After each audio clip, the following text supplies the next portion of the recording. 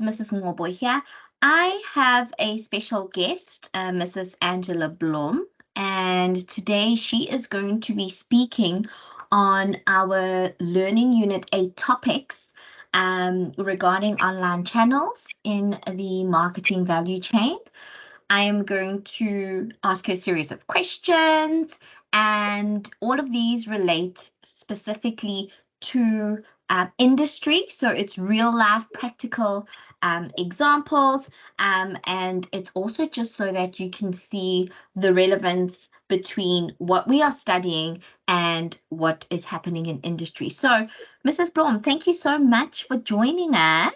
Thanks. We appreciate it so much. Thank you. Can I just hand over to you, please? If you could just start off by introducing yourself, that'll be great. Yes. So, hi everyone. So my name's Angela Blom. I have my own digital marketing business. I've had that for 5 years, virtual reality, but I've been in the industry for the last 25 years, covering graphic design, website design, digital marketing, social media. So I'd probably say the last 10 years have been mainly focused on digital marketing. So yeah, I think I've got a bit of knowledge to share.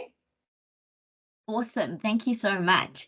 So I'm just going to kick off with a few questions. Can you possibly elaborate on how online advertising platforms like Google Ads and Facebook Ads are utilized by consumers' online behavior data to tailor and deliver the most relevant sponsored content or advertisements?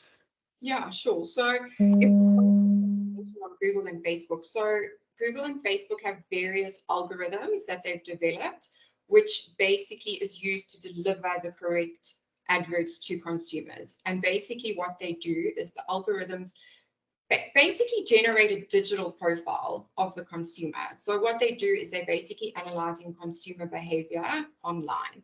So they're looking at websites that you visit to see what interests, what sort of things you're interested in. They're looking at how much time you spend on those websites. So obviously if you're going to land on a website and bounce straight off, they're going to obviously realize, okay, that actually wasn't what you were looking for. So they can look at how much time is spent. They're going to look at your purchases. So what credit card, online purchases that you make. And then they're also going to look at location. So they're going to use your social media profiles to determine age, also various interests. They're going to look at your engagement online with your friends, what their interests are. Do you have any interests, that correlate? So they're basically going to take all that information and they create a digital profile. And from that digital profile, they're going to then deliver the correct content. So as an example, it's a bit of a work hazard for myself, but obviously I'm doing a lot of digital marketing research for my various clients in their niches. So I'll, for instance, go onto Google, I'll do some searching for a client, and as soon as I get back onto my Facebook page, my feed is filled with ads for that specific client's niche. So number one, it's definitely showing that the algorithm is working. The only problem in my case is that my Facebook feed is not my own. It is literally filled with adverts for all my different clients, niche markets. So that's the gist of it. Obviously, you can get very technical, but it's just basically algorithms capturing all the data that we put all over, the online world, and then they create those digital profiles. Yeah, that's quite interesting. I think a lot of my students are quite interested in all the online platforms that they can use if they're not working, say, in the traditional sense or traditional environment. So it's relevant to even if you're owning your own business in the digital marketing space. So yeah, that's quite relevant. Thank you. Yeah. Regarding the agent or brokerage model that's employed by companies like Printify, how does this approach streamline the value chain process? So particularly in terms of connecting sellers with suppliers and ensuring efficient order fulfillment. So yeah, I have to say this is quite an interesting one. So I've only recently discovered Printify. I was actually having a meeting with with a client that was actually quite interested in using this business model. So I actually sort of had to educate myself quite quickly. But I think it's really, really smart, and I think it's showing us where the sort of world is going and where the online space is heading to. So, it's not just your traditional, build an e-commerce website, which I think we actually discussed last year. So it's crazy how in less than 12 months, things are just sort of changing. So this agent brokerage model specifically for Printify is quite interesting. So what they're doing is they're removing the manufacturing and product aspect and stress element of the business model from the seller. So in this case, the seller basically doesn't need to have expert knowledge on how to create the product that they want to sell. They don't have to source the supplier of the product. And a lot of times those suppliers are overseas, because we can just get the product that much cheaper. So you don't have to source the supplier, number one. You don't have to vet the supplier. So you don't now have to stress about, do they have a good track record? If I place my order with them, is my product going to arrive? You don't have to have the hassle of, if you need to open, let's say, a 30-day account with them. Maybe you need to buy quite a few products. You don't have the capital or the financial outlay. So, you're going to say, hey, can I have a 30-day account? It alleviates that stress. And then a big one is you don't have to deal with imports. So, often delay at the harbor, you've got to get an import license. There's just a lot of paperwork. So it's going to take you months and time and money to get this business of yours off the ground. So what Printify has done is they're saying, okay, so the seller can come up with their creative ideas that they want to print onto different products. So, we can pretty much print on anything these days. So mugs, notebooks, mouse pads, fabric, make beautiful curtains, scatter cushions. So you can go, interior design route, corporate gifting, whatever the case is. So you simply have to create the design that's going to go on the product, create your website that's going to house the products, or use a market space like Etsy, for instance. Upload your products, the consumer comes along, they buy your product, and then what Printify does is they have already got this pool of suppliers that they've vetted and chosen and are prepared to work with, and they will say, right, supplier A, you're going to get this order, you're going to produce the product and send it straight to the consumer. So the seller has got a really low financial and time entry into starting up their little business. They don't need all, that extra fundamental expertise and stuff. And then Printify is securing that they've got a good supplier and the end user gets their product. So I just think it's the perfect model of bringing seller, buyer together. And it's just allowing the everyday person, I just want to be a creative, create these beautiful products, but I don't have the knowledge or the expertise for everything else. Sure. That's quite interesting. So in a space of 12 months, you've gone from a discussion on a possible e-commerce site to now, this intermediary almost that's taking over all the stress and requirements, really changing the supply chain then. 100%. And I think, even still today, I have clients that come and want an e-commerce store. So, that is obviously still first prize. But I just think, they come with the idea of I want an online store. But what they don't realize is, okay, well, how are you going to take payment? How are you going to courier? Courier is a massive hurdle for a lot of clients. And they don't even know where to start. They don't even know how to figure out, that part of the supply chain. Well, once I've got the order, how do I get it to my consumer the most cost-effective way, the most reliable way? So there's all these other things. It's great being a creative or being an entrepreneur and coming up with the product. But what I find quite interesting, and I'm trying to tell this to a lot of people, is you can come up with a good product, but if you can't get the product to the consumer, you're dead in the water. So yeah, people often say, oh, but the product A is so much better than product B. But why is product B doing so well? But it's because they got their distribution right. So yeah, I just think this agent brokerage model, I think is becoming so popular because it's helping people with that gap. It's gapping the seller and the buyer together. So I think it's quite clever. Yeah, I'm actually glad you said that. Sure, thank you, because Yeah. a lot of what we've covered in the module is in line with, distribution channels, how to approach it. So it's quite nice to get, an industry expert also identifying how it's changing and just the current trends at the moment. So just on that, when comparing sellers who operate their own websites versus those who use marketplaces like Etsy, what are the key differences in terms of marketing responsibilities and strategies?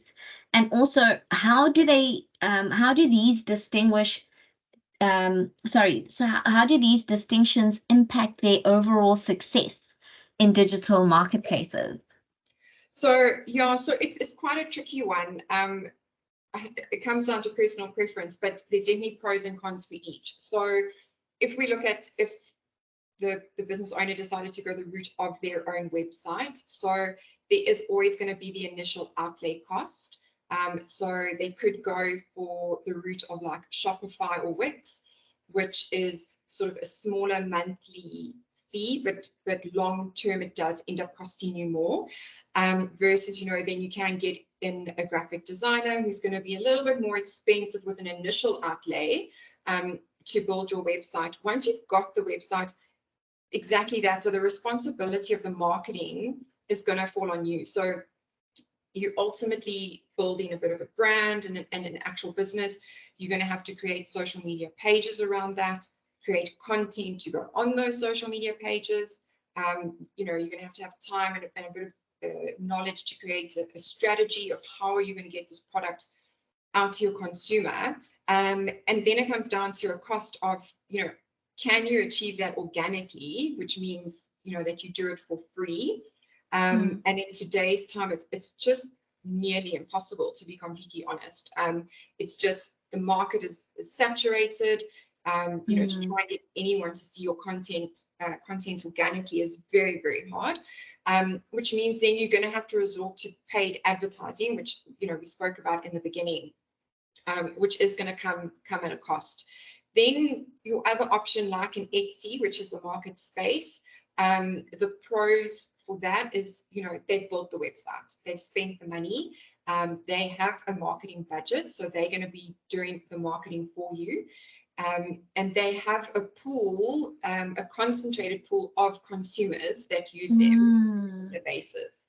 So, that seems very enticing. A lot of people will tend to be like, okay, great, they've got the base down, I don't have to do much work.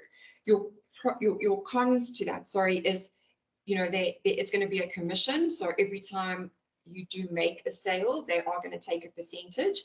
And my biggest issue with a space like Etsy, in the beginning, it was great. They've grown to such a size that they are so saturated. So, you're going to go onto the platform and say, well, I'm going to sell my interior design products, my scatter cushion and my fabric, etc. There's probably another 1,000 people selling the exact same product. So your issue with the market space, which anything, a bid or buy, even a Takealot, Amazon, it doesn't really matter. Like, you are competing against thousands of other products. So what are the chances of yours sort of standing out? So, personally, if I had to look at the two, I would definitely recommend to a client, spend a little bit of money, create your own website, because even if it takes a bit of time, you can build your own brand, build something that's yours, that can grow over time. And it's always going to be yours. So even if you get a little bit stuck, you might say, oh, I just don't have time right now. A couple of months down the line, you've got a bit more money, a bit more time, and you can keep investing and keep building, and it can eventually get to something amazing. Where I think with Etsy, I don't know, you're going to kind of just melt in with everyone else. You're not really going to stand out. So again, personal preference, but I would definitely lean more towards going the web, having your own website. Sure. So would Etsy kind of work similarly? No, I'm veering off now. Does it work similarly to your Facebook market? Is it quite a similar? Yes, so yeah, so like a Facebook marketplace, you know, you go Okay. onto Facebook marketplace again, there's how many people selling, you know, a Mm. jungle gym and a secondhand heater or whatever the case is. Mhm. But, Yeah. you know, how's somebody going to search your specific product? They're not, you know, they're going to search scatter cushion and thousands of those cushions are going to come up. Mm. So I just feel it's, yeah, in the beginning, I think same with anything in the beginning, you know, marketplace as well, while everyone is testing the water, I think sales were probably really good for people. Now that everyone puts their stuff on Facebook marketplace, Mm.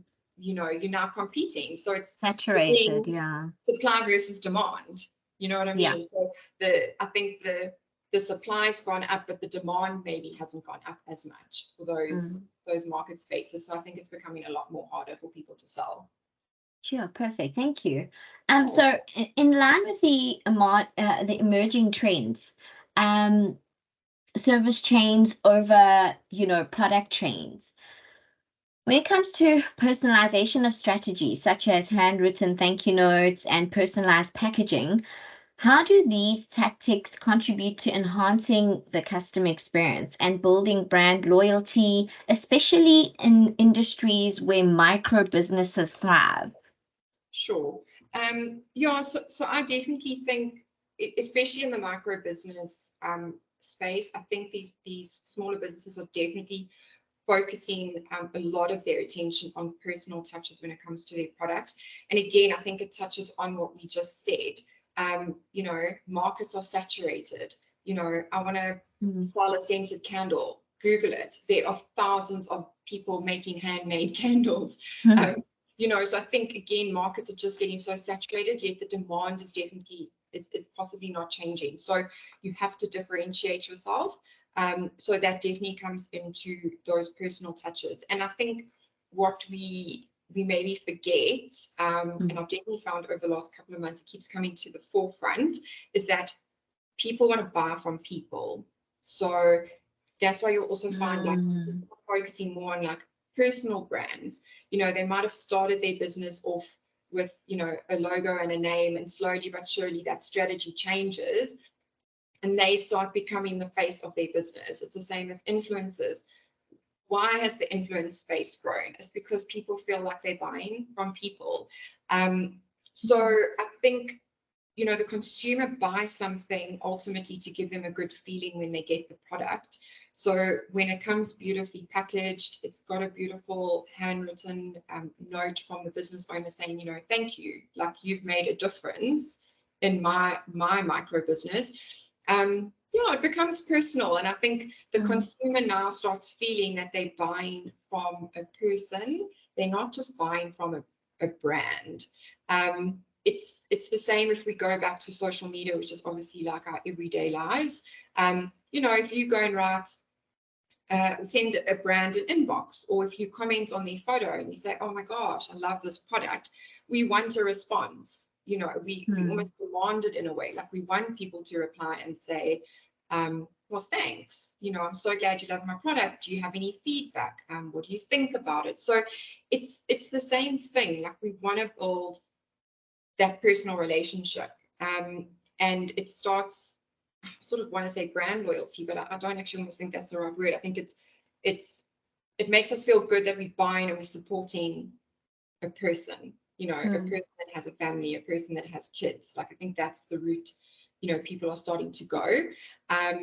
And then it brings us, you know, into the influencer space, which, you know, is still very dominant and it's still growing. And exactly that. So micro businesses don't have big budgets. You know, they can't spend tens of thousands of rand a month on Google ads and Facebook ads. Mm. So they're relying on the influencer and they're like, you know, I'm prepared to give you my product for free.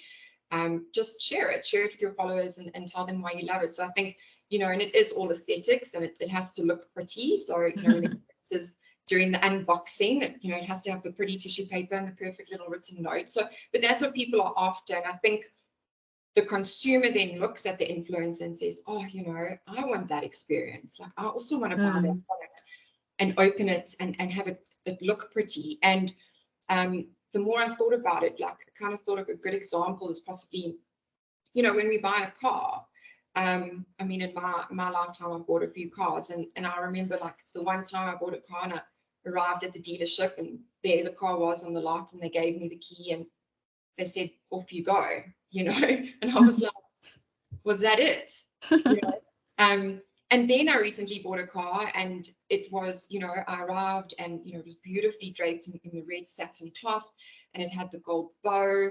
And I got a beautiful box of like chocolates and biscuits. And, you know, by the time I got home, I was more excited about the experience and the treats that I got than the actual car that I bought, you know, and that was the point, was to get the new car. So I think it's the experience, and I think that's what starts connecting consumer to the actual business owner. And I think in that, when they're ready to make a repeat purchase, I think they're going to feel almost like a bit like obligated. They're going to just automatically be drawn to that business to make that purchase again, to get that same feeling. So I really strongly feel like the personalization strategy is absolutely key, especially for micro businesses. No, that's spot on. It's quite relevant to our module in particular, because the last assignment we did, it covered a case study, which was Center Surprise, and the lady actually does very similar work to Net Florist, but because you're buying from a person, like you're saying, that's something that marketers kind of need to be aware of. Is that, and if you're buying from a person, that's kind of where we're moving towards now. Whereas before it was all about the brand, but the 100%. personal touch. 100%. And yeah, and I think, you know, if you just like think about our everyday lives, you know, you grab a Coke out, you know, the fridge at Spot, it's Coke. Like, it tastes good, we buy Coke. You know, you buy a Big Mac because we like McDonald's. Like, you know, we're not eating the McDonald's saying, oh, I'm making a difference, you know, in whoever the owner is of McDonald's. So, you know, those are instinctive, you know, purchasing decisions that we make that's been embedded over years and years, and millions and billions of money in marketing. But yeah, there's that space for the micro business, and that's where the world's going. You know, jobs are becoming harder to find. People are also wanting to have a bit more freedom. So I think this boom of micro businesses, you know, small little startups, like, it's important. And if that is going to be your space, you absolutely have to nail the personalization if you want to thrive against the other small businesses. Okay, great. Could you discuss the role of automated messages such as post-sale follow-ups and related product recommendations in driving customer retention and repeat purchases, and how businesses are effectively implementing these strategies in the digital marketing space?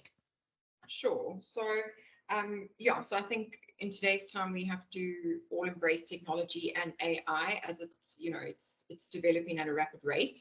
And I think there's a place for it definitely in pre and post sale. So I think what we need to remember is that in today's time, and it's been like that for a while, like, things are moving quickly, you know, time is sensitive, it's fast-paced kind of world, and you have to keep the consumer's attention. So I mean, we've even seen it like on the actual content that's being consumed. We've gone from static graphics with long text to short videos. I mean, that's why TikTok just completely, you know, blew up overnight. So people need to consume information quickly. Otherwise they sort of move on to the next thing. So what I'm finding with a lot of my clients, and especially the slightly smaller businesses, they're going that route of using WhatsApp as a form of communication. So the days of email obviously still there, but WhatsApp has definitely come to the forefront. I'm even finding it with my own clients, where in the beginning I would have one or two clients that would WhatsApp me requests. I am inundated daily. It is now just, you know, in the past it was sort of seen as unprofessional to WhatsApp, you know, business requests. It's now just a given and it's accepted. So what the smaller businesses are doing is that they're opening up WhatsApp as a line of communication to be quicker and more direct. So so what you're finding is a consumer, I don't know, you know, I want to buy a rug. I've got a couple of choices. They're roughly the same price, but now I have a question. So the days of sending an email and waiting until the following morning to get an answer, it's just not good enough anymore. Within that space, you've lost the sale. So a consumer wants an answer now so that they can make a decision. Like, I want my carpet by the weekend. I don't have time to wait. So what you're finding is they want to be able to WhatsApp answer that, like ask that question. And generally there will be a dedicated person that will be in charge of the WhatsApp phone. And they'll be, able to respond straight away. And the minute you can respond, if that consumer is happy, they're going to place that order. If they now have to send an email and wait, there's a very good chance, and I know personally, by the next morning, I'm going to have changed my mind. I'm going to convince myself that I don't need it. I shouldn't spend the money. So if you can be quicker with the communication, you're not giving the consumer time to change their mind. So I definitely found that WhatsApp technology is definitely quite prominent in the smaller businesses. Then you've got your larger organizations that obviously have a lot more budget, and they're able to use the AI bots, which also integrates into WhatsApp as well, or it can just be the automated chat functions on the websites. But there, what they're doing is they're preloading sort of frequently asked questions. So they generally have a good idea of what consumers are going to be asking and what the response needs to be. I also think most of us know that we're talking to a bot, and we're kind of okay with it as long as the answer is what we're looking for. So if we kind of get the answer we're looking for, we're quite happy, we move on and we make the purchase, or or we choose not to. I think when it comes to a bit more personal products like your insurance, medical stuff with banking, I generally like the option of saying, can I speak to an agent? But within a few seconds, you're in the queue and you're chatting to a real person. So there's definitely that space, but it's coming down to, I have a question and I want to answer now so that I can make a purchase. Then when you start looking at your email technology, I mean, that has been around for years and years, especially automated email. And I'm just finding more and more businesses, they're just not using it to its full potential. It is very inexpensive. It's automated, so you don't need manpower to get it going. And as simple as, the consumer places the order, they get an email. Thank you. Then the next email, your order's been picked and packed. Here's your courier number. Then the next step, the parcel gets delivered. You send out a thank you email. A week later, send a follow-up email. How are you finding our product? Have you had any problems? We'd love your feedback. And then if you want to be a bit cheeky, a day or two later, you send them another email with maybe you're interested in these products, potentially convert to a follow-up sale. So absolutely, I think the technology and the AI is so important for pre and post. So pre, you want to get that answer, you want to convert that sale. Once you've got the sale, you want to keep the consumer happy. You want to, again, keep them informed with the process. So again, we don't mind if we've got to wait a couple of days for the product, but keep us informed. I want to know when it's getting delivered. So all those little things all come back to, again, it even actually ties a bit back into the personalization of things. I'm getting an email. Hi, Angela. Thank you so much for your purchase. Means a lot to us. Hey, that was pretty cool. We know it's automated, but our little heart doesn't. The little heart says, oh, someone sent me an email, and they're making me feel special. So I think all those touch points, they all tie in together for a really good, shopping experience, consumer experience. And again, it doesn't have to, especially if you sort of don't look at the AI bot stuff, which is obviously for your bigger organizations, use WhatsApp. It's free. You need Wi-Fi and a bit of time. So there's really so many tools out there that businesses can use, especially the micro businesses, to really optimize their business. And yeah, I just don't think it's utilized enough. Sure. You make such a good point. Again, so relevant to we had a recent session on, the dimensions of customer service. It was actually part of our assignment 3.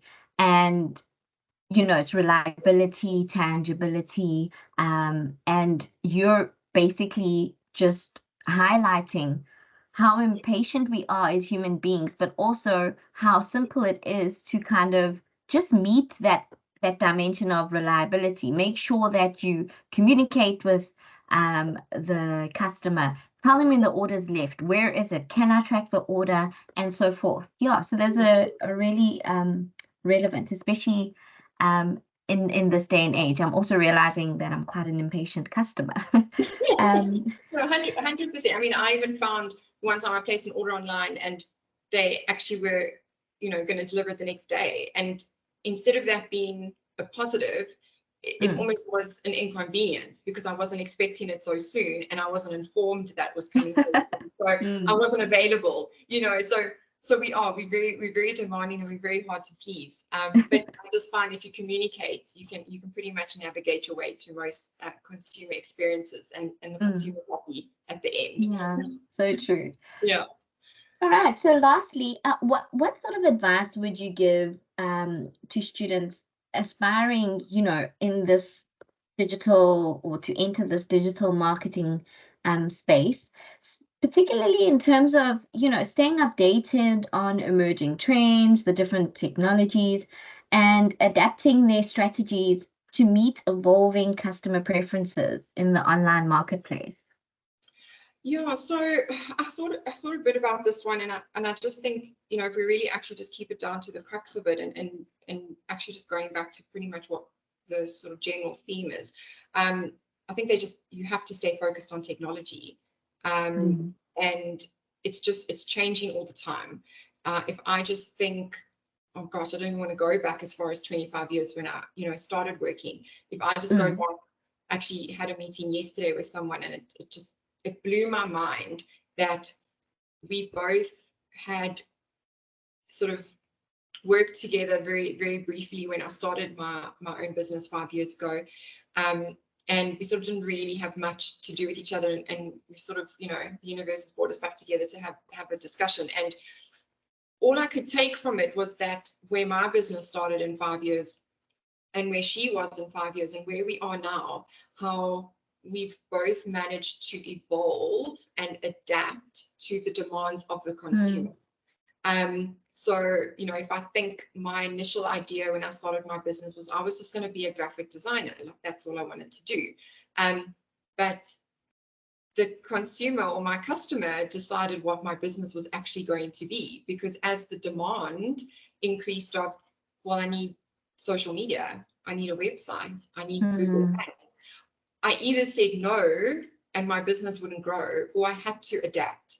So I had to adapt with the demand. I had to adapt to the technology that I would need to service my client. So yeah, in a nutshell, I would definitely say embrace the technology, follow the tech giants of the world. So Meta, Google, even Apple, Samsung, even the cell phone guys are bringing out crazy technologies in the phone. So follow the tech giants, and when new technology is released, like, embrace it. I think if you're choosing to go into digital marketing or anything digital, you can't have the mindset of negativity towards technology, especially with this AI. I think you have to embrace it. I think what I've realized that I've had to do is find how it can work within your business or the business that you work for. So take it as a positive. I mean, AI is making things easier. So at this stage, AI still needs us for input. So find how the technology can make you work smarter, make you work faster, so time is money. So if something was taking me 2 hours and it now takes me an hour, I can still charge my client 2 hours. They don't know what systems I'm using to work quicker. So 100%, I would definitely say just embrace it. I'm sure most people have seen when their WhatsApp updated a couple of weeks ago, you lost your search bar. Meta decided to claim your search bar with Meta AI, Instagram, Facebook. And yeah, I must be honest, it took me about a week. I was just like, I'm not using it. I'm not clicking on it. I just want my search bar back, creature of habit. And I just sat the other day and I was like, I've got to just embrace it. It's not going anywhere. And I started inputting some topics and ideas, and it was extraordinary. Like the information that it was pushing out at the the speed it was pushing it, like it's just mind blowing. So it now makes my life easier. Like find ways to use the technology to your advantage. So I think it's I love it. So if you're going to go into that space, you just have to have that mindset. So that's my piece of advice I would give. Sure, that's brilliant. Thank you so much. And just a note to the students, it doesn't mean you get AI to do your assignments. No, we are talking about when you are in industry, when you have Yes, the business. when you have your own, when you've earned your stripes. Yes, when you've earned your stripes.